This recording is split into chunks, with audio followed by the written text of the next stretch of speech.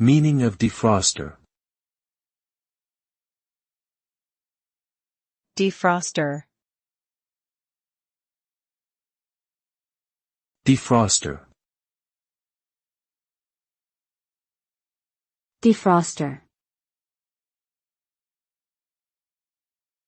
Defroster. Defroster refers to a device or system in a vehicle that heats up the windshield or windows to melt ice or frost buildup and improve visibility. It works by directing warm air onto the glass surface, which increases the temperature of the glass and melts any ice or frost.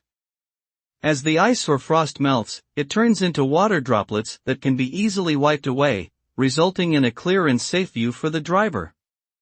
Defrosting is essential for driving in cold weather conditions as it improves safety and prevents accidents caused by impaired visibility.